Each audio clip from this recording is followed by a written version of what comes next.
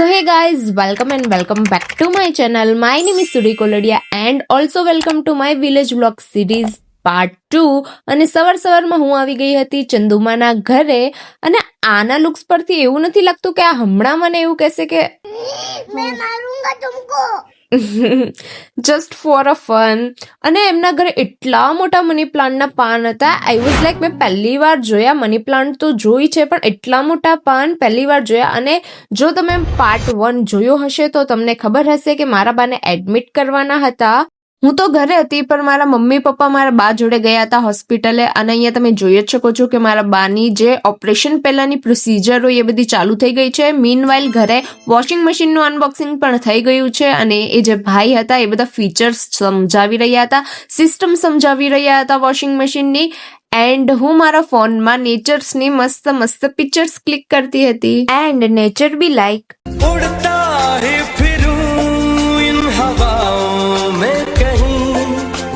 वो देख वो देख वो देख वो देख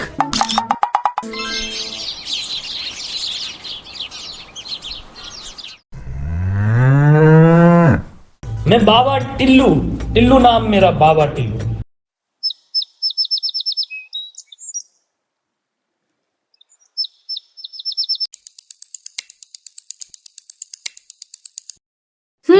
ફાઇનલી આજે તો મને પપૈયું ખાવા મળી જ ગયું. અને મીનવાઇલ મારા બાનું ઓપરેશન પણ થઈ ગયું હતું. 5.5 કલાક જેટલું લાંબુ ચાલ્યું હતું ઓપરેશન. અને અહીંયા મારા મમ્મી હતા જે ફૂલ ટેક કેર કરી રહ્યા હતા મારા બાની. જમવાથી લઈને પાણી, દવા, એક્સરે બધું જે હતું એ મારા મમ્મી પપ્પા જ હેન્ડલિંગ કરી રહ્યા હતા હોસ્પિટલમાં. અને મારા પાસે હોસ્પિટલની બસ એટલી નાની નાની જ ક્લિપ્સ હતી જે મેં મારા વ્લોગમાં સરખી રીતે એડ કરવાની કોશિશ કરી છે. આઈ હોપ કે તમને અત્યાર સુધીનો વ્લોગ જોવો ગમ્યો હશે.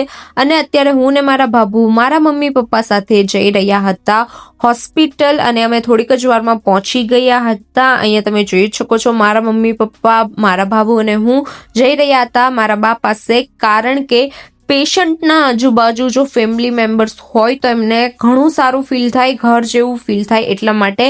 અને અહીંયા મારા મમ્મી અને મારા બાબુ ટેક કેર કરી રહ્યા હતા મારા બાની.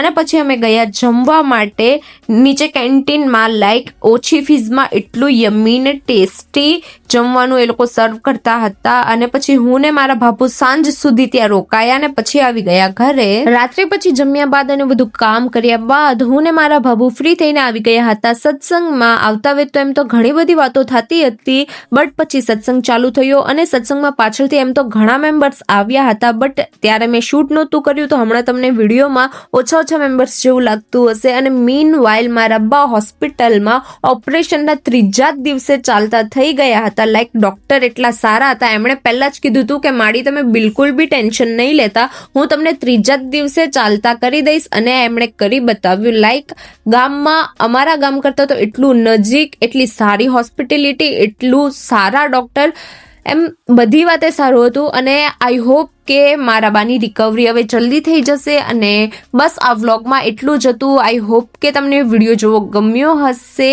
If you like my video, like, subscribe and share.